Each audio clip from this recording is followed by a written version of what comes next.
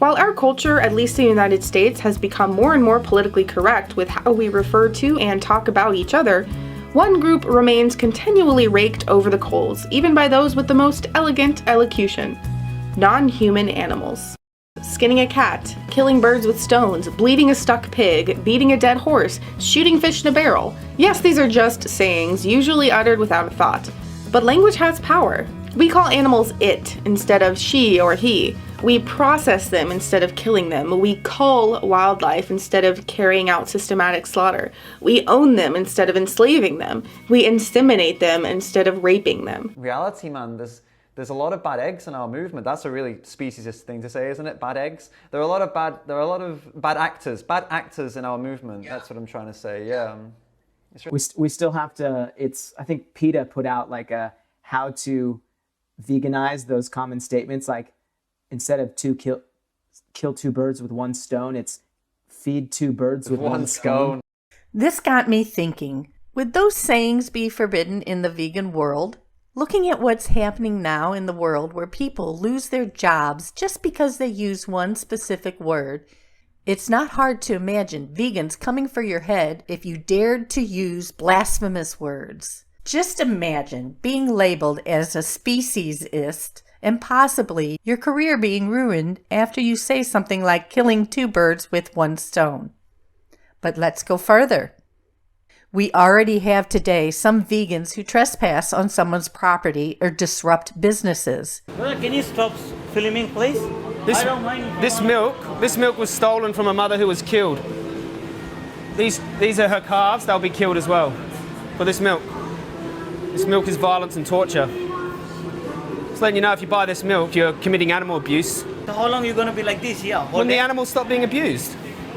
Maybe you stop, take this milk out the shelf, tell everyone to go vegan, and we'll leave. Imagine now that the vegan population of some country reaches 30, 40, or even 50%. We would probably have far more vandalism and violence committed by vegans. Many vegans today are afraid of going to jail. But in the world where they would have much more leeway and strength in numbers, I have no doubts that we would have angry mobs of vegans destroying non-vegan property or even hurting people. I love ALF, but I don't agree with them in being non-violent because I think violence has its place in every movement. There are certain groups of individuals who will not listen to reason. And for that, you need violence. You need to put the fear of God into them or take it further. When I talk about the violence that needs to happen, that will happen one day, I'm explaining that I'm not going to condemn it. And I think it would be wrong for any animal rights person to condemn an act of justified violence against somebody who victimizes innocent beings. But it is imperative it becomes an ideology we all share. How this actually happens and manifests, I don't care. If we have to fight people, like literally wound the flesh of other people to get this point across, then we should do that. You know, they're protesting Chick-fil-A. One of the workers who worked at Chick-fil-A literally just picked one of the activists up and walked out with them. It's like, dude, you know, I'm not really in these sorts of protests for these reasons, but, you know, if you tried to do that to me and I was, I was just at a fucking protest, peacefully trying to stop you from murdering animals, yeah, I'm gonna punch you in your fucking face. In a matter of fact, some vegans would probably kill non-vegans, like slaughterhouse workers. What's up guys, it is Ethi, and in this video I'm going to be telling you guys why it's okay to kill a slaughterhouse worker. So I just want to ask you about killing carnists.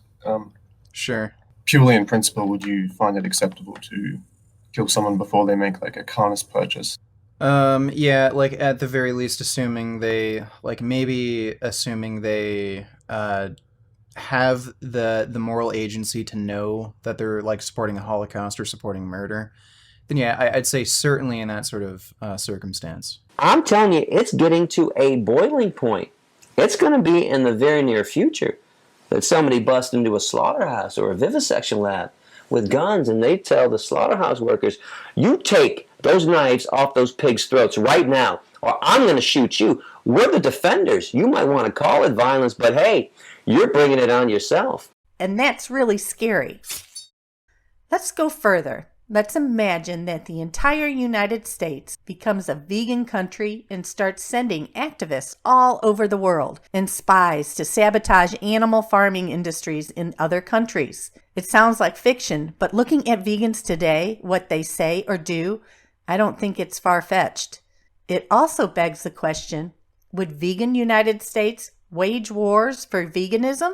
Would it declare embargoes or sanctions on non-vegan countries? When you have an ideology like veganism, which paints people as murderers, rapists, and abusers who are committing atrocities on a daily basis, then of course you're going to have emotional, angry, and self-righteous people who would think hurting and killing others is the right thing to do, that violence is justified. The vegan future so many vegans have wet dreams about is actually terrifying.